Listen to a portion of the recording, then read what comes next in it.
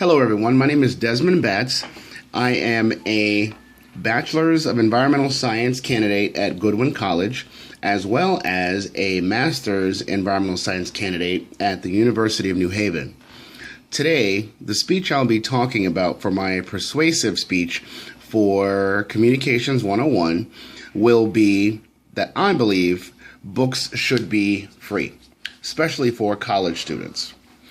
So, when I thought about this topic for this speech, I came across college books should be free, and it brought up several instances that happened to me during my time at Goodwin College. One instance, we actually have a book buyback program where at the end of the semester, the school will purchase the books that you purchased at the beginning of the semester. So, about 2 years ago, I purchased a statistics book, which cost approximately $100. And at the end of the semester, my class actually was on a Friday, but they had a book buyback on Thursday. So I took my book to the book buyback lady and asked her how much the book she would give me for the book, and she said she would give me $60 for the book, which I thought was not a bad deal. So again, my class was on Friday, so I needed to hold on to the book until then. So when I brought the book back on Friday and asked her, attempted to sell the book, she told me that she would only give me $20 for the book. And I asked her why, and she said because they had already purchased the necessary number of books at the, premium rate. So if I wanted to sell my book back to them, they would give me $20 for it. I subsequently found a website called BookScouter, and when I looked on BookScouter, I saw that same book, BookScouter would pay me about $50 for the book. So what I started doing is I started looking at the cost of purchasing a book at the beginning of the semester as opposed to what the book was actually costing on Amazon or on BookScouter or some other sites instead of buying directly from bookstores. And then I went around and talked to some other students at other colleges, and I've come to find out, and forgive me for saying so, but the college textbook industry is a big farce and a big moneymaker. And it is very difficult for students who already pay an exorbitant amount of money for books and tuition to continue in this round and around game that we play with administrators and the book publishers. For example, I took biology online a few semesters ago, and the total cost for the book package was $164, I believe. The thing that upset me so much about it was that not only did I have to pay $164 for the actual book itself, but then they wanted me to pay an extra $100 to get access online to McGraw-Hill's online services. So I would take some quizzes and tests and reading materials online through McGraw-Hill. Now, my thing is, if I've already paid for the tuition for the class, then that should be included in my tuition. But no, I had to pay for the tuition as well as a book and internet access. So when I took it to the administrators of the school, we discussed that, there was basically no way around it, and I would have to purchase the access. Needless to say, I got a very low grade in that class because I refused to pay the additional $100 for the internet, for the access directly to McGraw-Hill. There's an old Bible saying that says, where a person spends his money is where his treasure will be. And if you look at the way that the United States treats education, you can tell that it's not a country that values education very highly. One of my professors, Dr. Vishnu Kahade, his mother was the Minister of Education in India. And they came up with a program where they would actually, because women still aren't treated equally as they are here in the United States, the program was if a woman wanted to go to school, but she worked in the home, taking care of her family, the government would actually hire someone to come in and do her housely chores and pay for her to go to school. Many countries have actually free education, and that's not just grade school, but that extends through college and postgraduate studies. Whereas in the United States, we do not. The interesting thing is, if you look at the 2011 fiscal information for the United States in the president's budget for the Department of Defense, now this is for overseas contingency operations, which covers FOBs, or forward operating bases. A forward operating base is a base outside of the continental United States that can press an attack or a war for 60 days, 60 calendar days, without any replenishment in equipment or troops. And in 2011, we spent over $600 billion, with a B, billion dollars on that. In the U.S., 25% of the world's inmates are housed within the United States. We are the largest. We are the largest incarcerator of our own people in the world.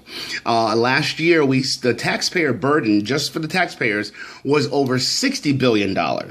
And when it comes to foreign aid, money that we send overseas to help further our agendas, or to fight diseases or famine, or in regards to natural disasters, the United States spent over $37 billion to do that.